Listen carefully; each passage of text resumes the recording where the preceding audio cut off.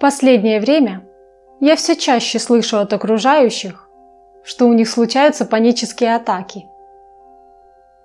Кажется, что этот термин у всех на слуху, и возникает ощущение, что каждый третий считает, что подвержен паническим атакам.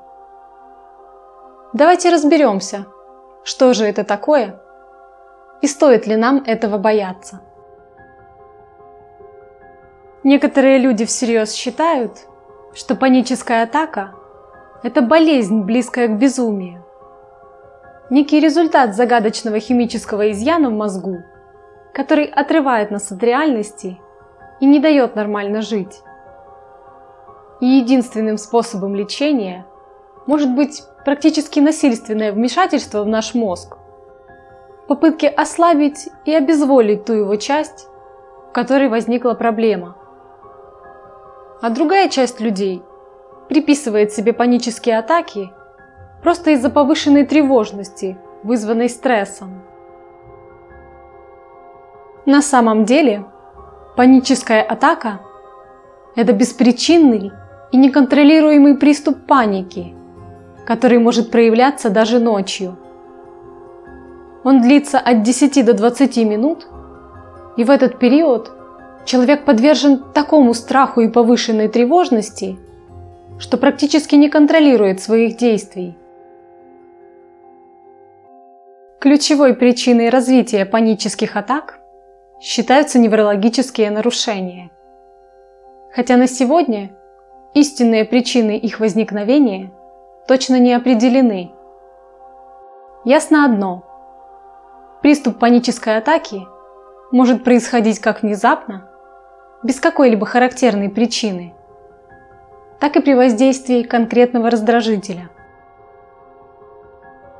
Основная точка зрения, на которой сходятся ученые, что среднестатистический человек обычно спокойно реагирует на большинство проблем, с которыми он ежедневно сталкивается в нашем безумном мире.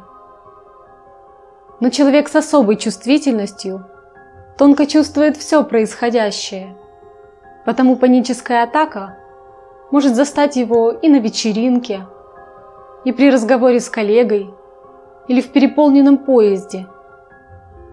Казалось бы, нормальные ситуации, но у определенных людей они вызывают настоящий ужас. Английская писательница Джордж Элиот в своем романе «Миддлмарч», описывая чувства одного из персонажей, застенчивой и тревожной девушки Доротеи, писала, что если бы мы были открыты миру и чувствовали все, что происходит вокруг, то это было бы похоже, как слышать, что растет трава или бьется сердце белки, и мы бы умерли от невероятного шума, который таится по ту сторону тишины. Как признает автор, настолько тонко все чувствовать – это и привилегия, и кошмар. А потому хорошо, что мы можем благодаря своей грубости и глупости блокировать все это. Мы слишком хрупкие, чтобы справиться с подобной чувствительностью.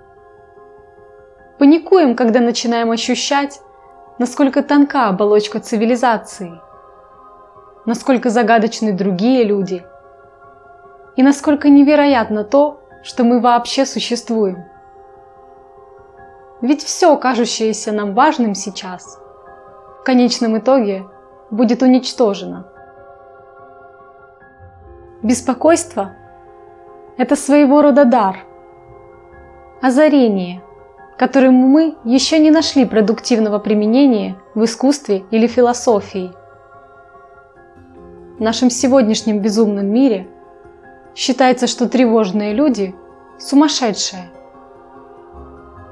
А потому мы спешим заклеймить тревогу болезнью, не замечая ее силы и мудрости. Что наша нестандартная реакция – это законный ответ на странность походов на вечеринки, поездки в общественном транспорте или, что более широко, на жизнь в целом. А потому не стоит усугублять наши страдания, стараясь насильно справиться с беспокойством, агрессивно заставлять себя думать и действовать иначе. Хороший психотерапевт может помочь вам справиться с паническими атаками, а также научиться принимать вашу особую чувствительность, которая беспокоит вас и мешает нормально жить. Но я все-таки попрошу вас подумать и принять, что тревога – это не признак слабости, а наше особое выражение себя в этом беспорядочном и неопределенном мире.